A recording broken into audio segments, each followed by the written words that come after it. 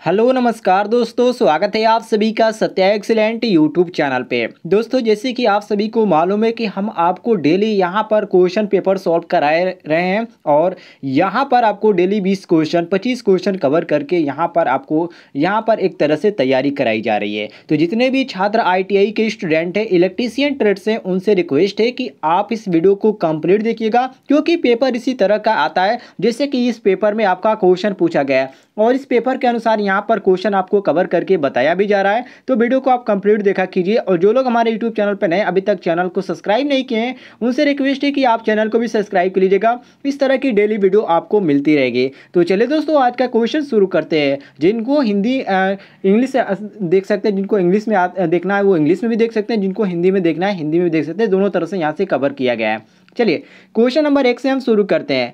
पहला क्वेश्चन है कि कोई डीसी शंट मोटर हल्के लोड पर चल रही है, फील्ड वाइंडिंग यदि खुल जाए तब क्या होगा। पहला ऑप्शन दिया गया मोटर जल जाएगी, बी ऑप्शन दिया गया मोटर की स्पीड बहुत कम हो जाएगी, सी ऑप्शन दिया गया मोटर शोर करेगी और डी ऑप्शन दिया गया इनमें से कोई नहीं।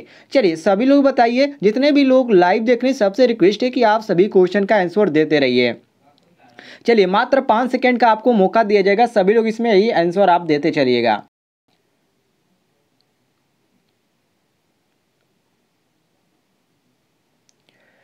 तो ध्यान दीजिएगा दोस्तों, शंट फील्ड खुल जाने पर क्या होता है, फ्लक्स का जो मान होता है बहुत ही कम हो जाता है। अर्थात शंट फील्ड खुल जाने पर फ्लक्स का मान बहुत ही कम हो जाता है, लेकिन मोटर की स्पीड बहुत ही अधिक हो जाती है। तो इन दोनों चीज़ों को याद रखिएगा, एक बढ़ेगा तो एक आपका घटेगा।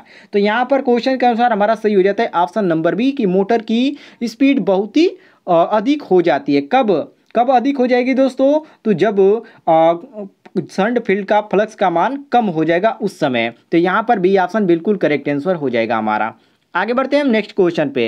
क्वेश्चन नंबर 2 पे आते हैं। कह रहा है क्वेश्चन, मशीन की दक्षता में वृद्धि की जा सकती है, कैसे हम कर सकते हैं मशीन की दक्षता में वृद्धि। चलिए सभी लोग बताइए।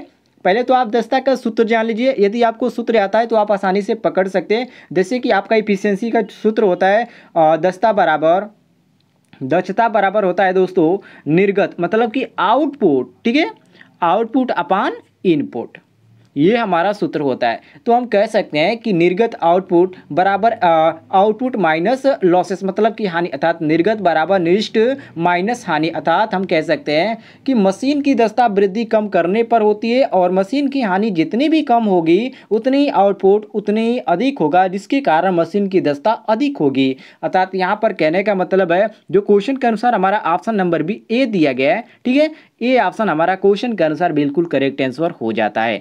क्लियर होगा दोस्तों, ऑप्शन नंबर ए हमारा बिल्कुल करेक्ट आंसर हो जाएगा। क्लियर हो गया। आगे बढ़ते हैं हम नेक्स्ट क्वेश्चन पे। क्वेश्चन नंबर 3 पे आते हैं। क्वेश्चन नंबर 3 है आपके सामने, पूछ रहा है क्वेश्चन, श्रेणी कुंडलित डीसी मोटर की स्पीड। दोस्तों बहुत ही इंपॉर्टेंट क्वेश्चन है। देखिए श्रेणी कुंडली में डीसी मोटर की स्पीड, मतलब कि इसको हम जो ज्ञात करते हैं तो IL बराबर ISC बराबर IS हम ज्ञात करते हैं, ठीक है। और डीसी मोटर की स्पीड के लिए हम सूत्र जो अपनाते हैं N प्रोपोर्शनल टू EB अपान फाई होता है, ठीक है, EB अपान फाई हो जाता है। तो इस तरह हम कह सकते हैं कि डीसी सीरीज मोटर की गति फ्लक्स घटने पर से क्या होती है, बढ़ती है। अर्थात यहाँ पर हमारा ऑप्शन के अनुसार कौन सा सही हो जाता है, तो ऑप्शन नंबर सी हो जाता है कि फ्लक्स के घटने के साथ ये बढ़ती है। क्लियर होगा दोस्तों, तो यहाँ पर हमारा ऑप्शन नंबर सी बिल्कुल करेक्ट आंसर हो जाता है। क्लियर होगा। यदि किसी भी स्टूडेंट को किसी प्रकार की दिक्कत आती है तो कमेंट बॉक्स में आप पूछ सकते हैं। नेक्स्ट क्वेश्चन है, किसी शंट मोटर के सप्लाई टर्मिनलों को उल्टा कर दिया जाता है तो मोटर पर क्या प्रभाव पड़ेगा। पहला ऑप्शन दिया गया यह डीसी जनरेटर की तरह चलेगी, बी ऑप्शन दिया गया यह उल्टा दिशा में चलेगी, सी ऑप्शन दिया गया यह रुक जाएगी और डी ऑप्शन दिया गया यह जल जाएगी। कौन सा ऑप्शन आपको सही लग रहा है, चलिए सभी लोग बताइए। वेरी वेरी इंपॉर्टेंट क्वेश्चन है दोस्तों, इसी तरह के क्वेश्चन आपको परीक्षाओं में देखने को मिलते हैं। क्वेश्चन को ध्यान से पढ़ लीजिए और ऑप्शन ये आपके नीचे है, देख के इसका आंसर दीजिए। तो ध्यान दीजिएगा दोस्तों, मोटर के घूर्णन की दिशा बदलने के लिए आर्मेचर धारा या क्षेत्र धारा या किसी एक को बदलना आवश्यक होता है, लेकिन सप्लाई संयोजन के बदलने से जो घूर्णन दिशा होती है वो नहीं बदलती है। अब रीजन क्यों नहीं बदलती है, तो दोस्तों दोनों कुंडलन में धारा को जो दिशा होती है वो बदल जाती है और मोटर पहले की दिशा में चलने लगती है। अर्थात यहाँ पर क्वेश्चन के अनुसार हमारा सही हो जाता है ऑप्शन नंबर सी, जो यहाँ पर दिया गया है यह रुक जाएगी, अर्थात क्वेश्चन के अनुसार हमारा सी ऑप्शन बिल्कुल करेक्ट आंसर हो जाएगा। क्लियर हो गया दोस्तों, आगे बढ़ते हैं हम क्वेश्चन नंबर 5 पे। कह रहा है क्वेश्चन, ध्यान से देखिए, बी वर्ग की डीसी मोटर में आर्मेचर वाइंडिंग में निम्नलिखित से अधिक तापमान जाने की अनुमति नहीं है। मतलब कि कितना से अधिक तापमान जाने की अनुमति नहीं है। चलिए ऑप्शन आपको पहले दिखा देते हैं। तो देखिए दोस्तों, यहाँ पर आपका 45 अंश दिया गया, 55 अंश दिया गया और यहाँ पर 75 अंश सेल्सियस और यहाँ पर आपका डी ऑप्शन दिया गया 105। कौन सा ऑप्शन आपको सही लग रहा है? सभी लोग इसका आंसर देने का प्रयास करें। वेरी वेरी इंपॉर्टेंट क्वेश्चन है दोस्तों। तो देखिए, बी वर्ग की जो डीसी मोटर होती है उसमें आर्मेचर जो वाइंडिंग होती है उनमें से 105 अंश सेल्सियस से अधिक तापमान जाने की अनुमति नहीं होती है, जो कि ऑप्शन में हमारा दिया गया ऑप्शन नंबर डी। ये आपका जो डी ऑप्शन दिया गया है ये बिल्कुल हमारा करेक्ट आंसर हो जाएगा। क्लियर होगा दोस्तों, आगे बढ़ते हैं हम क्वेश्चन नंबर 6 पे। कह रहा है क्वेश्चन, ध्यान से पढ़ लीजिए। कह रहा है कि एक मूलतः वलय डीसी जनरेटर 90 चक्र प्रति सेकेंड से घूमता है। प्रति सेकेंड कितनी बार डीसी निर्गत विभव अधिकतम पहुंचता है? 90 या 180 या 360 या 270? चलिए सभी लोग बताइए कौन सा ऑप्शन आपको सही लग रहा है। ये तो बात क्लियर है दोस्तों कि डीसी जनित की जो चक्रण होती है 90 चक्र प्रति सेकेंड, मतलब कि यहाँ पर हम प्रति चक्र सेकेंड के लिए हम 2 से गुणा करते हैं। तो 2 गुणे, यहाँ पर 90 दिया गया तो 2 गुणे हम 90 कर देंगे तो हमारा कितना आ जाएगा 180। और 180 क्या हो जाएगा हमारा चक्र प्रति सेकेंड। और इसमें हमारा कौन सा दिया गया है? तो ऑप्शन नंबर यहाँ पर आप देख सकते हैं जो हमारा दिया गया सही वाला ऑप्शन नंबर यहाँ पर हमारा बी दिया गया। बी ऑप्शन यहाँ पर हमारा बिल्कुल करेक्ट आंसर हो जाएगा। क्लियर होगा दोस्तों, आगे बढ़ते हैं हम क्वेश्चन नंबर 7 पे। कह रहा है क्वेश्चन कि वह युक्ति जो विद्युत ऊर्जा को यांत्रिक ऊर्जा में परिवर्तित करती है कहलाती है। चलिए सभी लोग बताइए कौन सी युक्ति है जो कि विद्युत ऊर्जा को यांत्रिक ऊर्जा में परिवर्तित करती है। बहुत ही इजी क्वेश्चन है, आप सभी को मालूम होगा। कौन सा इसमें आपको सही लग रहा है? सभी लोग बताइए। जैसे कि यहाँ पर आपका ऑप्शन दिया गया है प्रत्यावर्ती धारा जनित्र, दृष्टि धारा मोटर और यहाँ पर दिया गया सेल और दृष्टि धारा जनित्र। कौन सा ऑप्शन आपको इसमें बिल्कुल करेक्ट आंसर लग रहा है? चलिए सभी लोग बताइए। वेरी वेरी इंपॉर्टेंट क्वेश्चन है दोस्तों। तो देखिए दोस्तों, वह युक्ति जो विद्युत ऊर्जा को यांत्रिक ऊर्जा में परिवर्तित करती है वो आपका दृष्टि धारा मोटर कहलाती है। और दृष्टि धारा मोटर एक ऐसी मशीन है जिससे हम जब विद्युत ऊर्जा प्रदान करते हैं या प्रदान की जाती है तब उसे यांत्रिक ऊर्जा में परिवर्तित कर देता है। अर्थात यहाँ पर जो हमारा ऑप्शन नंबर बी दिया गया है ये क्वेश्चन के अनुसार हमारा बी ऑप्शन बिल्कुल करेक्ट आंसर हो जाता है। अर्थात ये जो युक्ति है दृष्टि धारा मोटर है। क्लियर हो गया दोस्तों, आगे बढ़ते। बहुत ही इजी क्वेश्चन था। क्वेश्चन नंबर 8 पे आते हैं। आप कह रहा है क्वेश्चन कि एक धारा प्रवाहित कुंडली एक चुंबकीय क्षेत्र में अवस्थित है, बल का अनुभव करती है। यह नियम दिया जाता है। मतलब कि यह नियम किसने दिया था, अर्थात किसके अनुसार ये दिया जाता है? जैसे कि पहला ऑप्शन दिया गया दृष्टि धारा मोटर, दृष्टि धारा उत्पादक और डायनामो या प्रत्यावर्ती धारा उत्पादक। कौन सा ऑप्शन आपको सही लग रहा है? चलिए सभी लोग बताइए। जितने भी लोग देख रहे हैं सबसे रिक्वेस्ट है कि आप क्वेश्चन का आंसर देने का प्रयास करें। इसी तरह के क्वेश्चन आपको परीक्षाओं में पूछे जाते हैं और इस बार भी आपको इसी तरह के क्वेश्चन देखने को मिलेंगे। जितने भी लोग ITI के स्टूडेंट हैं, यदि आप इस तरह के क्वेश्चन पाना चाहते हैं तो चैनल को सब्सक्राइब कर लीजिएगा। डेली आपको इस तरह का पेपर सॉल्व किया जा रहा है जब तक आपका एग्जाम खत्म नहीं हो जाता है। जितने भी मेरे पास पेपर है आपको सॉल्व करके मैं दिखा दूंगा।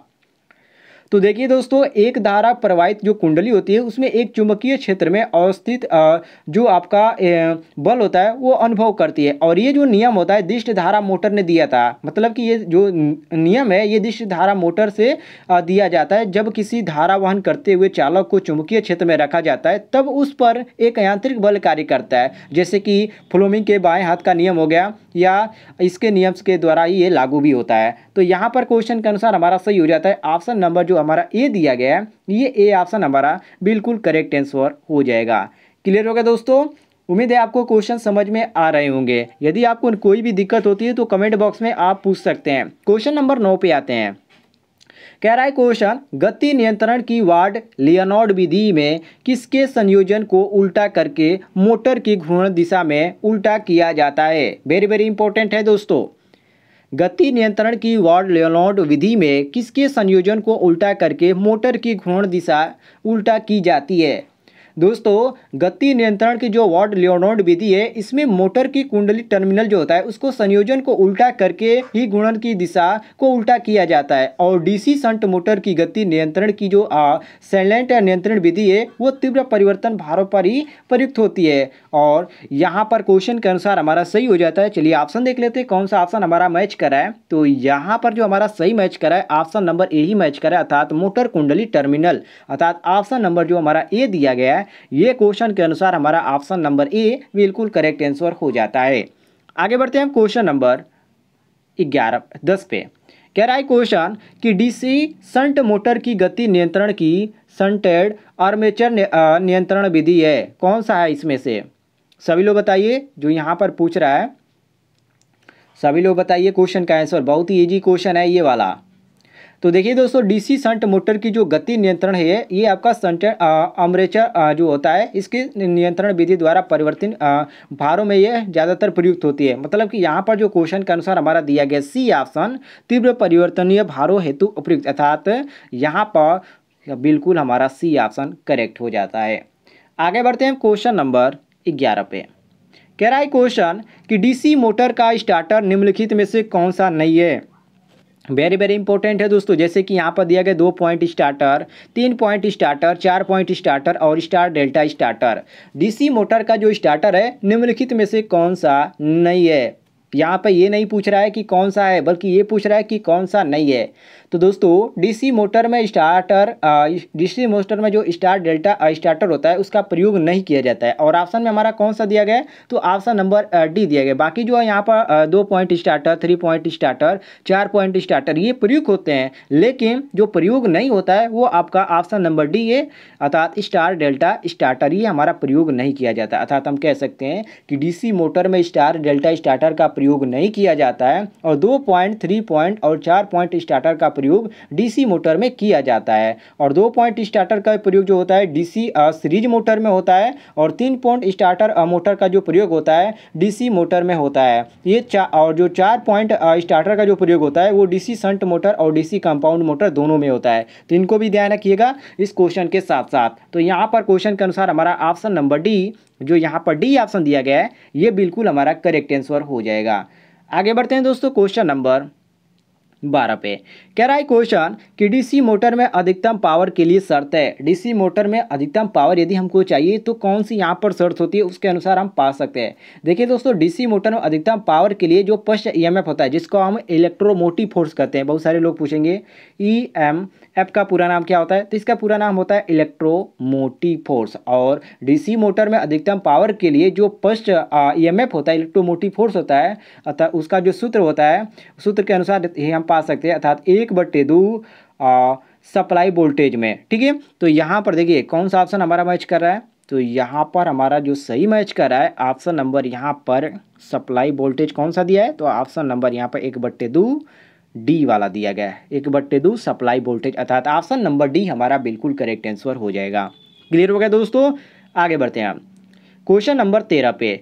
कह रहा है क्वेश्चन 230 वोल्ट की डीसी श्रेणी मोटर 230 वोल्ट एसी सप्लाई से लगी है, तब यह क्या होगा? सुचारू रूप से चलेगी या रुक जाएगी या जल जाएगी या run with less efficiency and high spark, मतलब कि कम क्षमता और अधिक स्पार्क के साथ चलेगी। कौन सा ऑप्शन आपको सही लग रहा है इन चारों ऑप्शनों में से? चलिए सभी लोग बताइए इसका आंसर।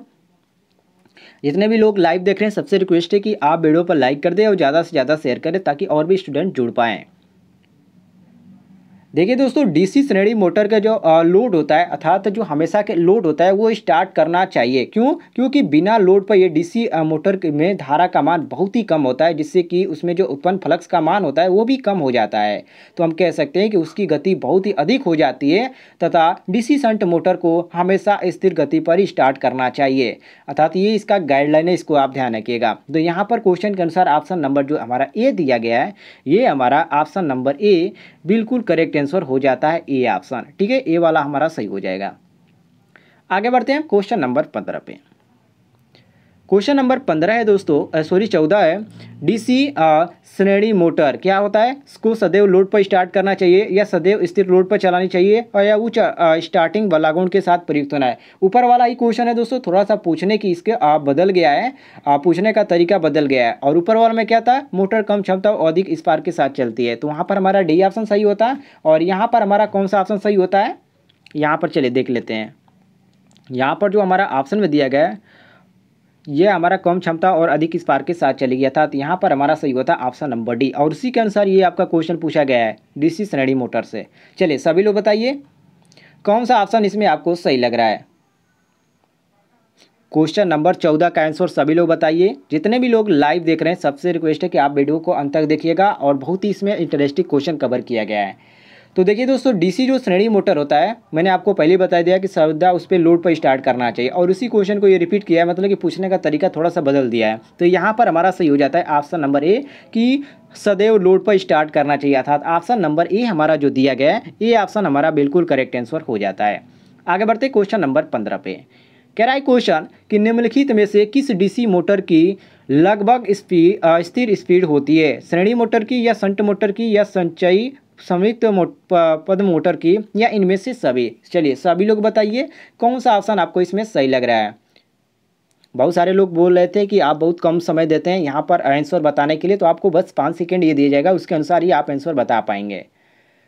तो देखिए दोस्तों, शंट डीसी मोटर की लगभग स्थिर जो स्पीड होती है बहुत ही लगभग कम होती है। ठीक है, क्यों? अब इसमें रीजन क्या है क्यों कम होती है? देखिए दोस्तों, जो इसमें उपस्थित फ्लक्स का मान होता है ये आपका स्थिर होता है और डीसी मोटर में गति पर ये जो लोड होता है ये गति पर ही निर्भर करता है, इसलिए बहुत ही कम होता है। अर्थात ये किस पर होता है? तो शंट मोटर पर होता है। तो यहाँ पर हमारा बी ऑप्शन बिल्कुल करेक्ट हो जाता है कि ये लगभग स्थिर होता है। ये कौन सा? Shunt motor.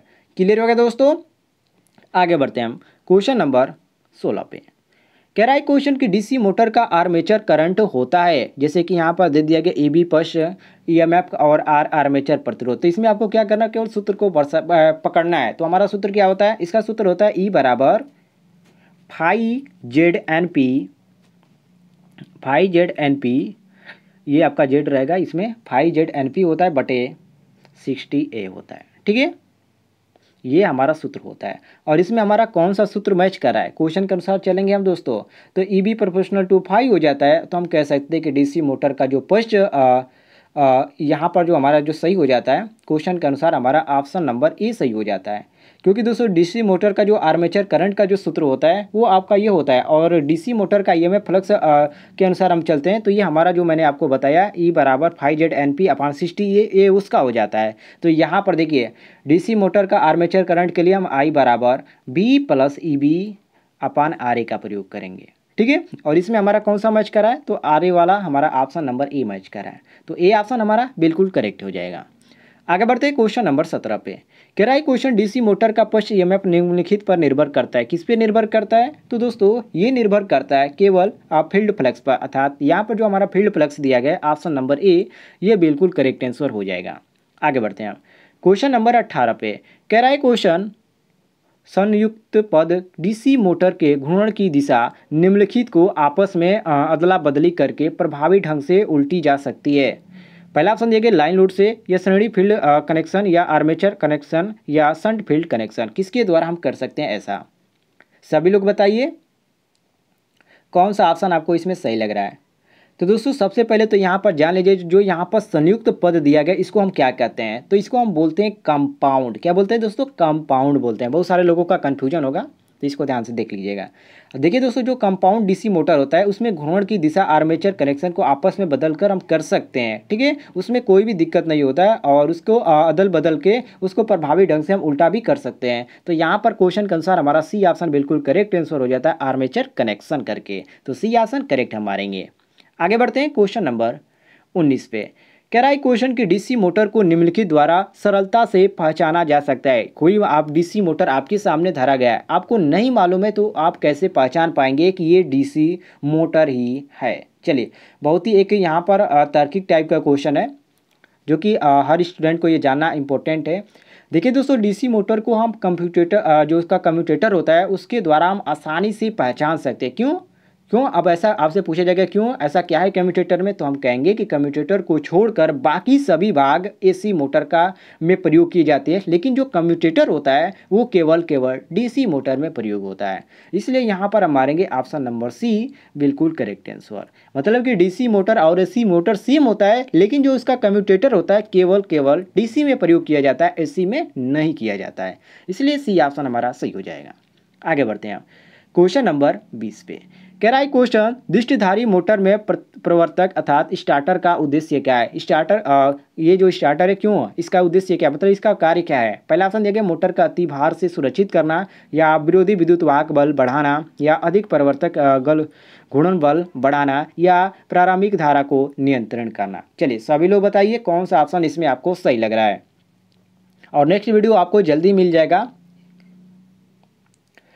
देखिए दोस्तों, दृष्टिधारी जो मोटर होता है उसमें प्रवर्तक का जो उद्देश्य होता है प्रारंभिक धारा को नियंत्रण मतलब कि कंट्रोल करना इसका कार्य होता है। तो स्टार्टर का क्या प्रयोग होता है, कंट्रोल करना, मतलब धारा को कंट्रोल करना इसका प्रयोग होता है। तो यहाँ पर क्वेश्चन के अनुसार हमारा सही हो जाता है ऑप्शन नंबर डी की प्रारंभिक धारा को नियंत्रित करना। तो दोस्तों आज की वीडियो में यहाँ पर आपको 20 क्वेश्चन कवर किया गया था। उम्मीद है आपको ये क्वेश्चन पसंद आए होंगे। पसंद आए तो वीडियो पर लाइक कीजिएगा और ज़्यादा से ज़्यादा शेयर कीजिएगा, ताकि हर एक स्टूडेंट तक ऐसी जानकारी पहुँचे और वो भी परीक्षा में अंक प्राप्त कर पाएँ।